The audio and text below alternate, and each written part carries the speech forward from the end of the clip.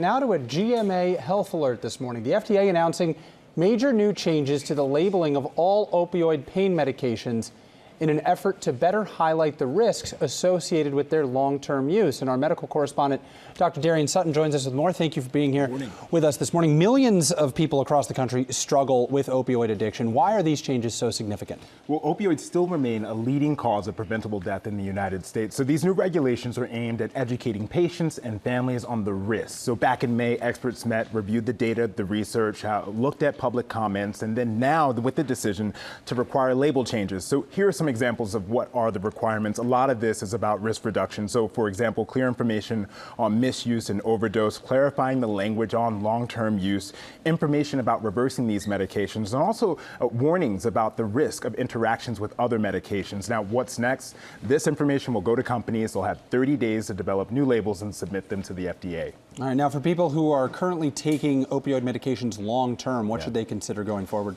Well, I think it's so important if you're on an opiate medication to talk to your doctor regularly. You want to get reassessments about that medication and the dosage. And I think it's also important to know what overdoses look like. Like every emergency physician in the United States, I've treated many overdoses. I've been in some scary clinical situations treating and resuscitating patients, and I've lost patients to overdose. It is devastating. So I think education is really important. These medications suppress your drive. They cause deep sedation and to the point where you're not breathing anymore, and that deprives your brain of oxygen. So if you see someone that's not responding, pinpoint pupils, low respiratory rate, not breathing at all, you want to call 911.